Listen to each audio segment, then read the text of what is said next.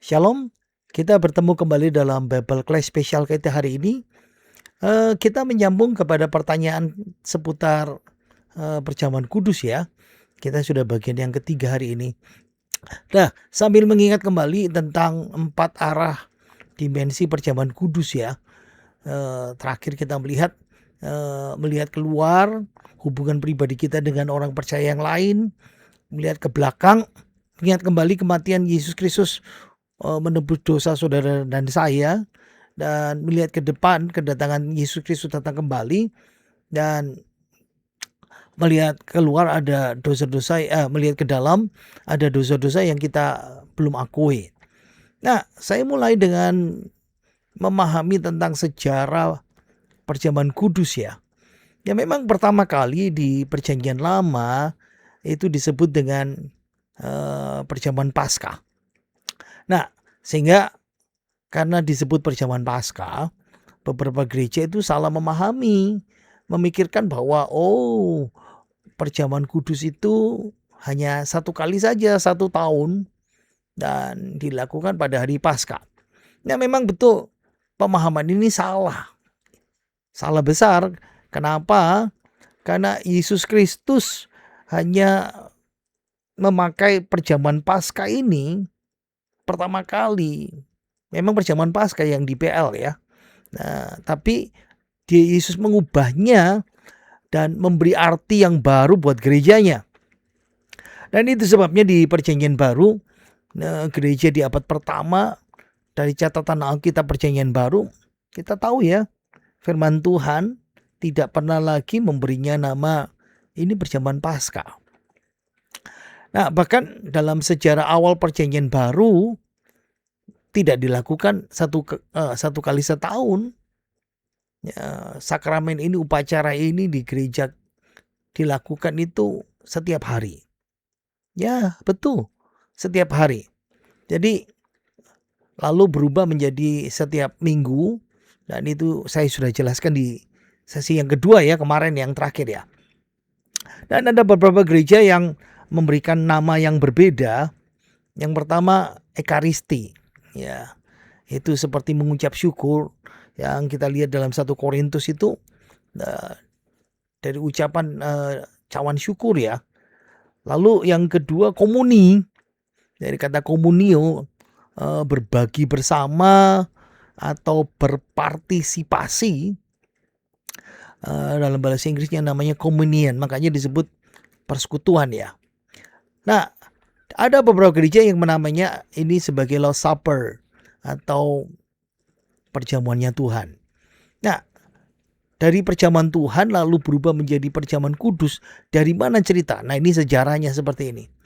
Karena ada pemahaman dalam Nats itu, dalam 1 Korintus itu 10 dan 11 ada istilah cawan Tuhan, ya, ada istilah tubuh Tuhan, ada istilah meja Tuhan harus dikuduskan. Itu sebabnya beberapa gereja akhirnya menyebut ini komuni kudus atau perjamuan kudus. Jadi hari ini kita akan membahas pertanyaan kita yang ketiga. Ini pertanyaan yang seri yang pertama, apa pengertian persatuan dari perjamuan kudus? Kita sudah belajar di sesi yang pertama. Lalu di sesi yang kedua kita juga sudah belajar seberapa sering sih perjamuan kudus itu harus dilakukan. Nah, pertanyaan yang ketiga hari ini, apakah boleh mengadakan perjamuan kudus di luar gereja? Jadi kebaktian perjamuan kudus pada masa kini memang biasanya diadakan dalam gedung-gedung gereja ya. Kita pahami itu seperti itu. Tapi kalau kita mau kembali lagi kepada masa Perjanjian Baru di gereja mula-mula, ya, kebaktian juga perjamuan kudus itu dilakukan di tiap-tiap rumah. Beda. Nggak selalu di gedung gereja ya, tapi di rumah. Nah, misalnya di gereja Yerusalem, yang pertama kali mereka pasti di rumah Maria. Nah, ya, Maria ini ibu Yohanes, Markus, dan kita tahu dari Alkitab itu seperti itu ya. Nah, kalau kita melihat gambar ini ya, di dalam panah itu kita bisa melihat ini letaknya seperti ini, ya. Ini kalau semoga saya bisa lihatkan kepada saudara. Nah, dari sinilah, nah kalau kita lihat Yesus pergi ke Bukit Zaitun lewat sini dan lalu pintu keluar ini lalu berdoa. Ini Bukit Zaitun yang di depan itu seperti itu ya. Ayo kita lihat klipnya itu. Ini ruangan tempat perjamuan kudus pertama kali. Lalu keluarlah perjamuan kudus buat kita semuanya ya, perjamuan Tuhan ini. Ini ruangannya.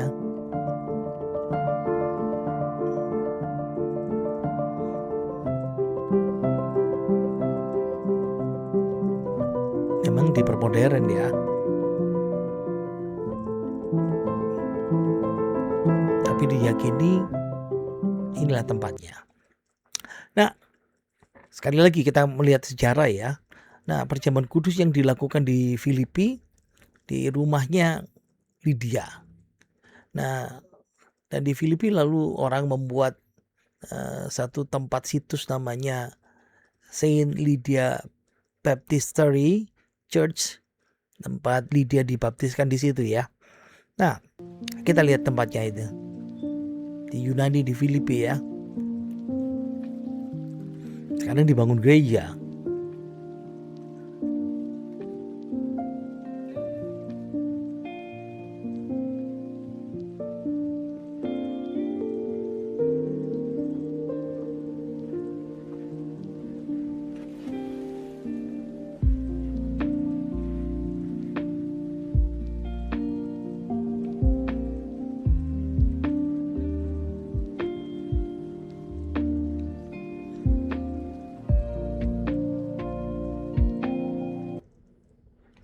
Nah, kita lanjut ya.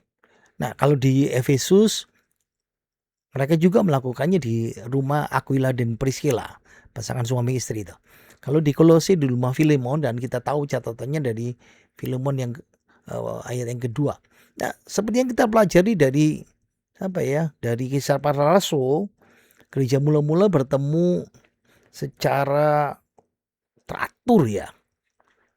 Dalam pengajaran rasul-rasul, dalam berdoa, dalam memecahkan roti bersama. Nah, itu yang memecahkan roti bersama ini umumnya yang dipahami sebagai perjamuan Tuhan ya, perjamuan kudus seperti itu.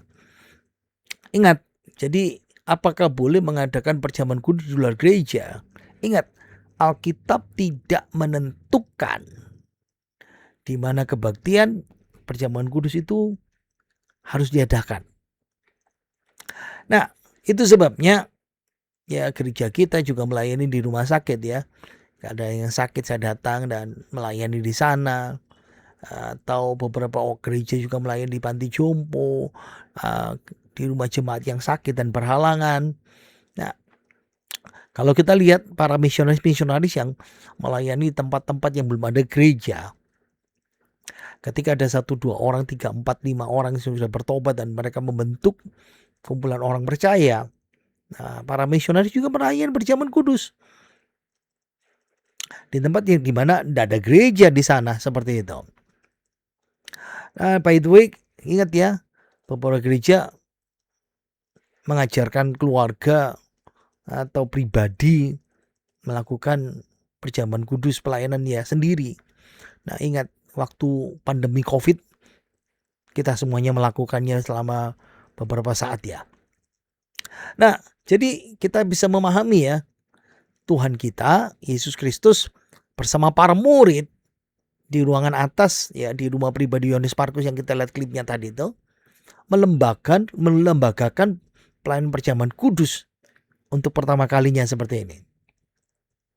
Satu-satunya petunjuk yang kita miliki mengenai proses ritual tersebut dari perkataan Tuhan Yesus sendiri, perbuatlah ini menjadi peringatan akan aku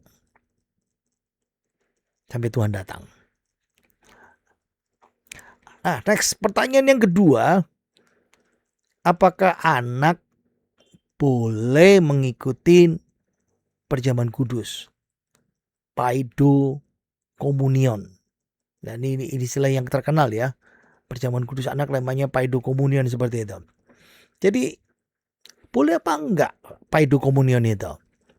Memang tidak ada catatan yang eksplisit dari Alkitab mengenai diperbolehkan, anak-anak diperbolehkan atau anak dilarang menerima perjamuan kudus itu ya. Nah, memang ada pro kontra anak ya untuk gereja menerima paidokomunion ini. Ya masing-masing yang pro dan kontra pakai ayat-ayat Alkitab sebagai argumennya ya. Nah, sejarah gereja di zaman Perjanjian Baru ada catatan praktek paidokomunion dalam gereja mula-mula. Tulisan bapak-bapak gereja seperti Cyprianus, Justin Martin, Agustin itu diyakini bahwa mereka setuju pada paidokomunion. Nah, seperti Cyprianus ya, tahun 250 Masehi, nah, dia tulis paidokomunion dalam On the Lapse, an Epistle, Apostolic Constitution, dan catatan-catatan ini yang bisa menolong kita melihat semuanya. Singkatnya, jadi paidokomunion itu praktek yang lazim dalam kehidupan gereja mula-mula. Ya, baik gereja di barat yang di Roma pusatnya, baik di gereja timur yang terkenal sekarang dengan nama gereja ortodok itu. Nah, dari awal mula sejarah gereja itu sampai sekarang gereja ortodok timur melayani paidokomunion. Jadi pelayanan perjamuan kudus bagi anak-anak, ya anak-anak yang sudah dibaptis ya. Mereka terima baptisan bayi. Tapi gereja barat sebetulnya melakukannya, tapi gereja barat berhenti melarang melakukannya semenjak Konsili Lateran pada Lateran keempat ya, tahun 1215 seperti itu. Jadi konsili ini doktrin transubstansiasi. Jadi roti dan anggur trans ya, berubah. Substansi. Jadi substansi roti berubah jadi daging Yesus, substansi anggur berubah jadi diri Yesus. Itu diresmikan ya seperti itu. Nah, karena ada doktrin ini, maka doktrin ini yang melatar belakangi kenapa paidokomunion itu dilarang. Dan pada berikutnya di Konsili di Trente ya 16 Juli tahun 1562 paidokomunion itu sudah mulai dikutuk, dilarang keras. Jadi mulai abad ke-16 ini anak-anak sudah dilarang mengikuti perjamuan kudus itu. Nah, jadi hitungannya aturannya seperti ini ya. Menetapkan usia akal budi anos diskresionis. Isunya segini ya.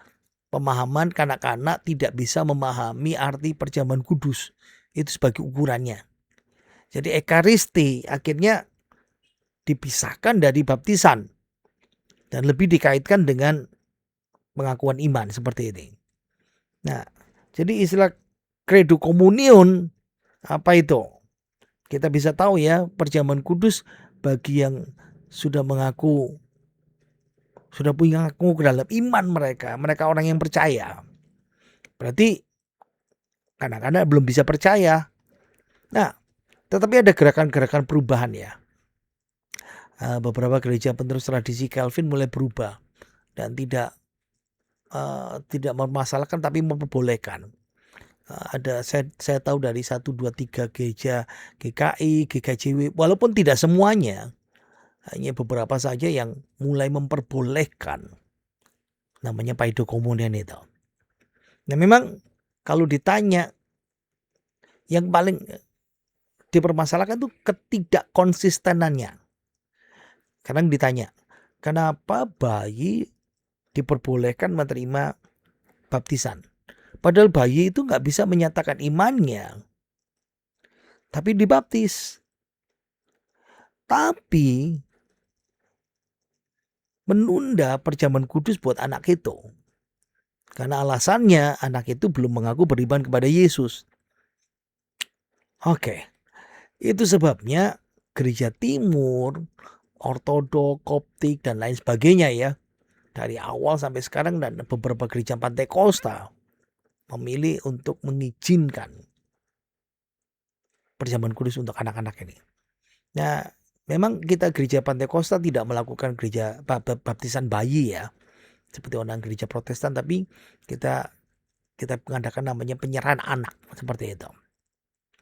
Nah, ingat ya catatan tentang baptisan bayi. Memang Alkitab tidak menyebut, tidak mengajarkan namanya paido baptism, baptisan bayi ya seperti itu.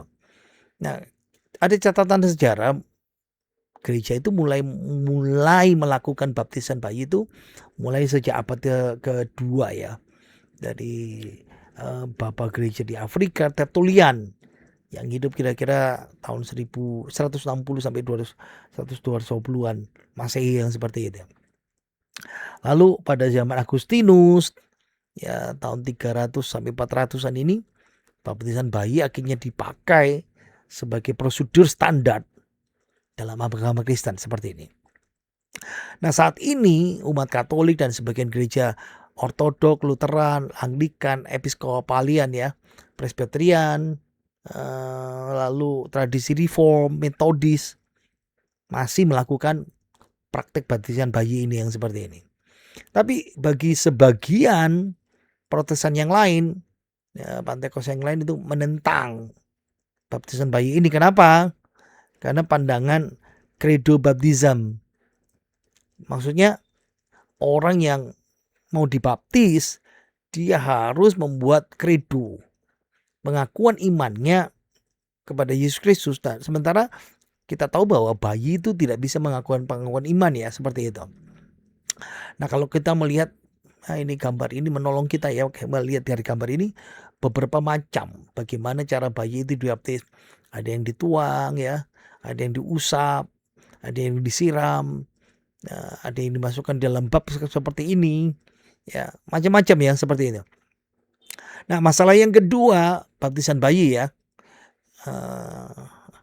menuang air, memercikkan air ke kening bayi. Bahkan gereja Ortodok pun melakukan baptisan bayi dimasukkan dalam air ya.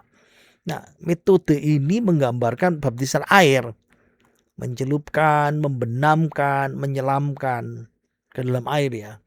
Baptisan kan baptizo. Itu kan menggambarkan kematian, penguburan dan kebangkitan Yesus seperti itu. Kalau kita lihat dalam gambar ini bahkan ya, Yesus mati, dikuburkan dan bangkit itu dilambangkan dalam kehidupan kita melalui baptisan air. Ya, mati buat dosa, dikuduskan dan hidup bagi Allah dalam Kristus Yesus seperti itu. Jadi kelompok gereja pendukung baptisan bayi berargumen bahwa baptisan bayi adalah padanan perjanjian baru untuk tradisi ritual perjanjian lama, di mana orang-orang perjanjian lama Israel mereka disunat bayi. Ya, kalau laki disunat umur 8 ya. Nah, tapi ini pun bisa dibantah secara teologis. Yesus Kristus ya, dia mengajarkan dan menekankan tentang kita harus melakukan sunat rohani. Itu pemotongan tentang sifat dosa kita, bukan tindakan fisik. Karena kita dalam perjanjian baru tidak ditekankan melalui sunat, tapi sunat rohani seperti itu. Nah, itu sebabnya kenapa gereja kita tidak memilih baptisan bayi tapi memilih penyerahan anak. Ya, sama seperti Alkitab perjanjian baru, Tuhan Yesus melakukannya dengan memberkati dan mendoakan anak-anak itu, bukan membaptis anak-anak yang seperti itu.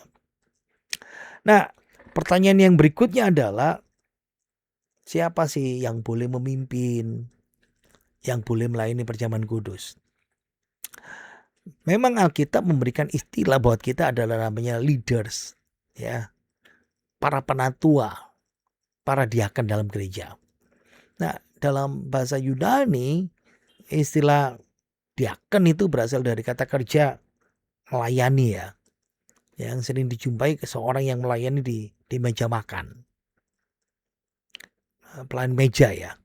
Tapi istilah umum pelayan meja ini berubah dan dipakai dalam gereja untuk melingkupi berbagai pelayan yang ada dalam gereja. Nah, dikarenakan konotasi pelayanan meja makan dalam kata diaken dan prioritas perjamuan kudus dalam gereja mula-mula, maka indikasinya adalah bahwa salah satu tugas utama para diaken itu membagikan komuni, membagikan perjamuan kudus seperti ini. Nah, dengan pengertian ini kita bisa menyimpulkan pemimpin resmi gereja melaksanakan perjamuan kudus dalam gereja mula-mula, tapi tidak ada ayat yang menjelaskan bagaimana melaksanakannya seperti itu. Nah, karena itu cukup masuk akal bagi kita ya, kalau cuma diaken gereja kurang banyak, maka pemimpin gereja bisa minta kepada jemaat yang mereka layani, dan yang lebih penting adalah siapa yang membagikan komuni adalah sikap. Bagaimana kita membagi pelayanan itu, yang membagikan, dan bagaimana sikap kita yang menerima perjamuan kudus itu. 1 Korintus pasal 11 ayat 27. Jadi barang siapa dengan cara yang tidak layak makan roti atau minum cawan Tuhan, ia berdosa terhadap tubuh dan darah Tuhan. Jadi ini mengajar bahwa mereka yang mengkonsumsi roti dan anggur perjamuan kudus dengan cara tidak layak, dia berdosa terhadap tubuh dan darah Kristus seperti itu. Kalau ditanya apa sih cara tidak layak itu merujuk pada siapa? Nah, yang pertama, situasi di mana orang tidak percaya dia ambil bagian. Itu sebabnya nggak boleh ikut orang yang belum percaya kepada Yesus. Yang kedua, ini cara tidak layak itu juga merujuk kepada ketika orang percaya yang mengkonsumsinya dengan cara tidak hormat dan sembrono di hadapan Tuhan. Yang ketiga, situasi di mana upacara itu disalahgunakan sebagai cara meninggikan diri atau mendapat pujian dari sesama seperti itu. 1 Korintus 11 ayat 28, karena itu hendaklah tiap-tiap orang menguji dirinya sendiri. Dan baru sesudah itu ia makan roti dan minum dari cawan itu. Jadi ayat ini menjelaskan tentang syarat bagi mereka yang hendak melayani atau berpartisipasi dalam perjamuan kudus seperti itu. Nah, kita penting ya, ayo kita introspeksi. Sebelum kita mengambil bagian dalam komuni atau pelayanan perjamuan kudus, ayo pastikan diri kita dulu benar di hadapan Tuhan. Makanya kenapa kita perlu berdoa, ya, doa malam sebelum melayani, sebelum ibadah minggu, apalagi perjamuan kudus. Doa sebelum kita melayani dan minum makan roti dan anggur Tuhan itu seperti itu. Ya, nah setelah itu baru pelayan peserta penerima baru bisa yakin bahwa bagian mereka dalam komuni itu menyenangkan hati Allah. Ada pelajaran untuk apa untuk hari kita hari ini ya yang kita pelajari. Nah, ingat, perjamuan kudus itu mengingat pengorbanan Yesus. Pertanyaannya, seberapa besar dan layak balasan kita kepada Tuhan, korban kita, pemberian kita kepada Yesus Kristus. Ingat ya, perjamuan kudus adalah mengalami persatuan dengan orang percaya yang lain dan Kristus sendiri. Pertanyaannya, masih punya hati yang belum mau bersatu kembali dalam persekutuan. Makanya penting buat kita untuk menguji hati kita. Masih mangkel, masih jengkel, masih ada ganjelan, masih nggak mau kumpul, aku masih sakit hati. Belajarlah bersyukur kepada Kristus, karena melalui perjamuan kudus kita tahu bahwa Dia sudah mengampuni kita. Nah, sekarang pertanyaan buat kita, Mau nggak kita mengampuni dan menerima sesama kita seperti Kristus mengampuni kita? Ia sudah mengampuni kita, Ia sudah menyelamatkan kita ketika kita masih berdosa. Penting buat kita, ya, walaupun ada orang salah sama kita, tapi kita sudah mengampuni, walaupun orang itu belum datang minta ampun. Nah, perjamuan kudus itu juga menantikan kedatangan Tuhan. Nah, pertanyaannya adalah, apakah kita dinilai Tuhan setia menantikan kedatangannya kembali dalam ibadah, dalam hati kita, dalam komitmen kita kepada Tuhan. Yesus sudah setia dan selalu kita peringati waktu perjamuan kudus itu ya. Kiranya Tuhan memberkati kita semuanya. Amin.